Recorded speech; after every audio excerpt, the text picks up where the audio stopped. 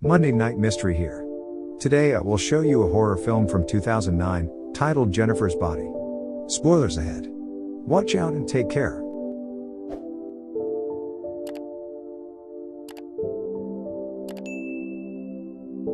The movie begins inside a prison, where inmate Needy receives tons of letters and gifts from people concerned about her sanity.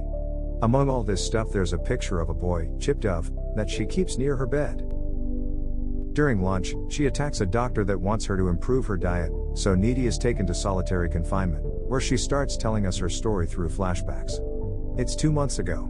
Needy lives in Devil's Kettle. The name comes from a local waterfall that goes into a hole but doesn't come out. Researchers have thrown many things in there, like balls, but nothing has ever resurfaced. The boy from the picture, Chip, is Needy's boyfriend. She's also got a best friend, Jennifer Check, who is a cheerleader and considered a babe. People can't believe she is friends with a dork like Needy, but they've known each other since childhood. Some students even tease Needy, saying she's gay for Jennifer. One day, Jennifer asks Needy to come with her to a bar to attend a concert by indie rock band Low Shoulder, which she's been following on MySpace because she likes the singer. Needy says she already had plans with Chip, which Jennifer disapproves of, so she pressures Needy into changing her mind. Needy gives in and agrees to be picked up later. In the evening, Needy changes into an outfit Jennifer would approve of, while hanging out in her room with Chip, who says it's weird Needy can tell the moment Jennifer arrives, without looking outside or even hearing a doorbell. He also points out Needy is always doing whatever Jennifer tells her to do, which Needy disagrees with. She says they just happen to do the same activities because they have tons of things in common. Chip thinks it's exactly the opposite. He claims they have nothing in common. They go downstairs and find Jennifer already waiting inside the house. She calls Chip jealous for criticizing the dive bar they'll be going to. When the girls make it to the bar, we see Chip is right about it not being a club. There are other students there as well, like Craig, a football player that tries to hit on Jennifer and is quickly dismissed, and Amit from India, an exchange student. When the band arrives at the stage, Jennifer mentions they're definitely from the city, and wishes there were more stylish guys like them in their little town. She grabs Needy and drags her with her to meet the band, and they get to chat with the lead singer, Nikolai Wolf. Needy asks him why a city band like them is playing in the middle of nowhere, and Nikolai says it's because it's important to connect with fans even in horrible places. Needy doesn't like this answer, but Jennifer doesn't care. She offers to buy him a drink, which he accepts. While Jennifer goes to make the order, Needy entertains herself by playing with the pinball machine, and ends up overhearing Nikolai talk to his band members. He's telling his bassist that Jennifer is what they need, because she is obviously a virgin. Needy interrupts them to defend her best friend's honor and calls him a creep. Then she goes back to Jennifer to tell her about this conversation, but she only finds offense in the fact they thought she was a virgin, which isn't true. The concert starts shortly afterward, during which Jennifer holds Needy's hand. Needy's attention isn't on the music though. She notices a spontaneous fire starting in a corner of the bar and quickly spreading.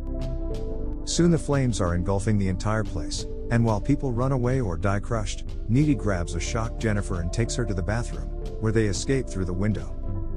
Nikolai finds them outside, not looking too bothered by the tragedy, and he gives Jennifer his drink before inviting her to join the band in his van. Jennifer accepts despite Needy's protests. Needy goes back to her house, and calls Chip to tell him what happened while crying in fear and worry. Suddenly someone rings the doorbell, so Needy asks Chip to stay in the line while she goes to see who it is. It turns out there's nobody at the door, so Needy hangs up and returns inside, where she hears some noises. When she enters the kitchen she's startled by Jennifer, who is covered in blood and has a glassy look in her eyes. She smiles with her teeth covered in blood, as well before going to the fridge and taking a chicken that she starts eating like an animal.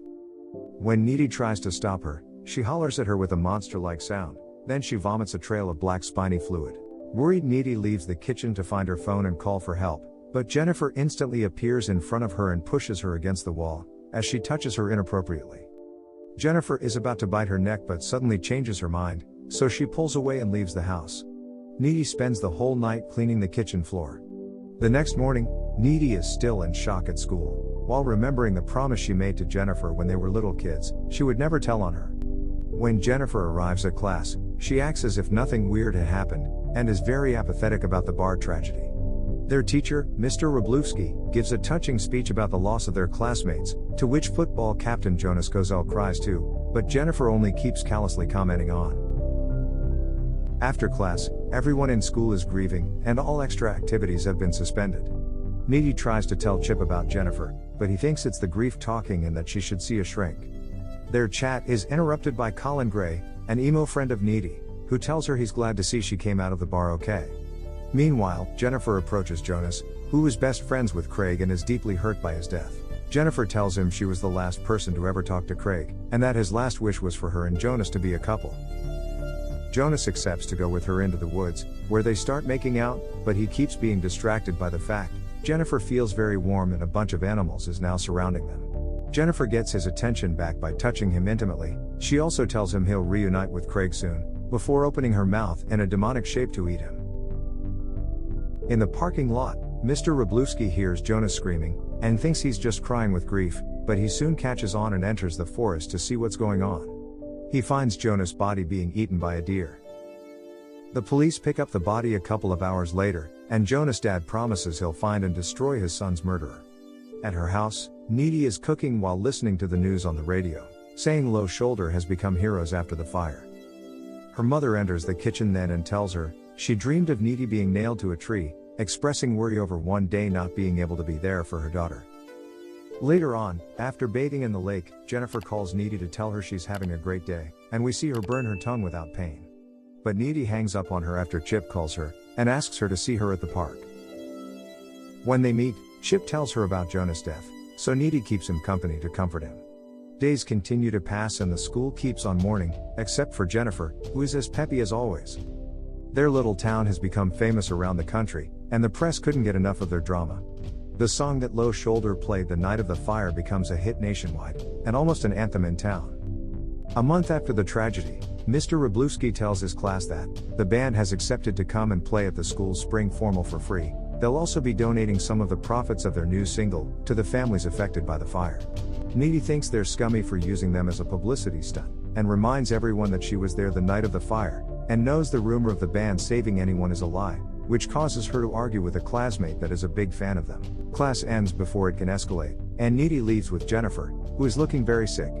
When Needy comments on it, Jennifer says it is wearing off. They're suddenly approached by Colin, who asks Jennifer out, but she turns him down. When Needy says she thinks he's cool, however Jennifer changes her mind and tells Colin to come by her place later. In the evening, Needy goes to Chip's to spend the night making love.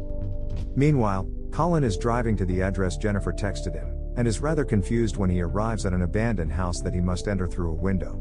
Following the sound of music playing, he finds a room filled with burning candles and Jennifer waiting for him there.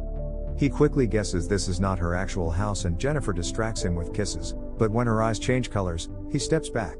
Jennifer grabs him and says she needs him to be scared, so she breaks his wrists and throws him on the floor so she can start feeding on him. Back to Needy, she starts having hallucinations while still being intimate with Chip. Blood appears to be leaking from the roof, and a wounded Jonas and a demonic-looking Jennifer appear sitting nearby. At first, Chip thinks her groans are from pleasure, but soon he catches on to the fact she's truly upset and stops touching her to comfort her. Needy is too disturbed to continue, so she gets dressed and leaves in her car.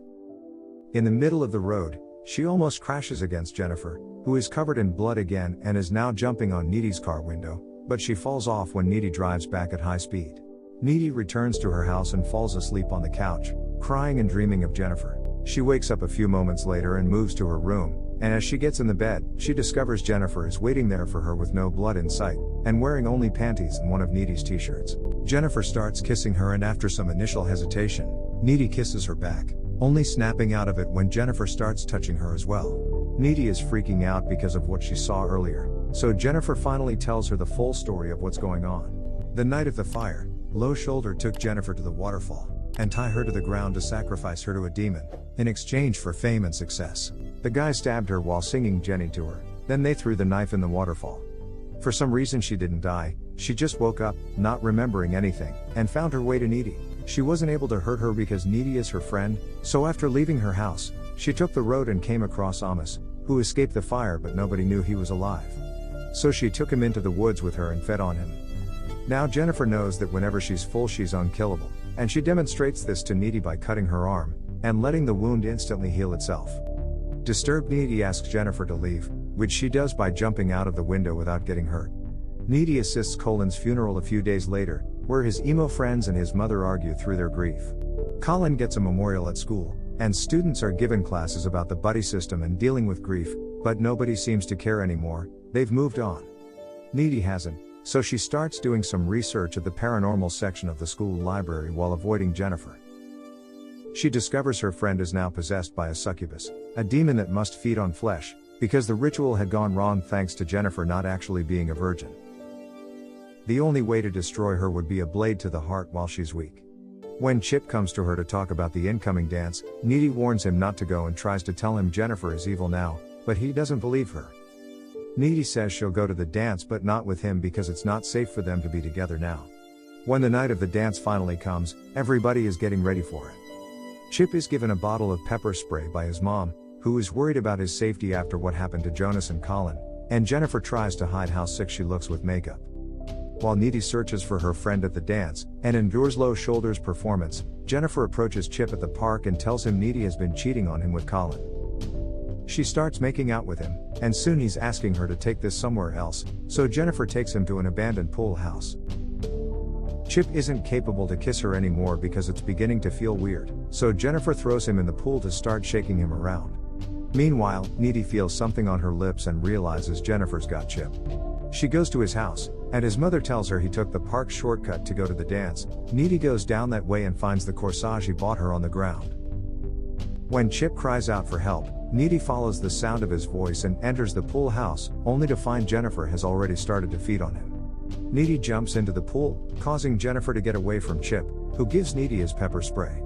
When she comes closer again, she sprays her eyes, which makes her throw up on them before levitating out of the pool. Chip and Needy get out of the pool as well, and Needy tells Jennifer she's always been a bad friend and insults her in various ways.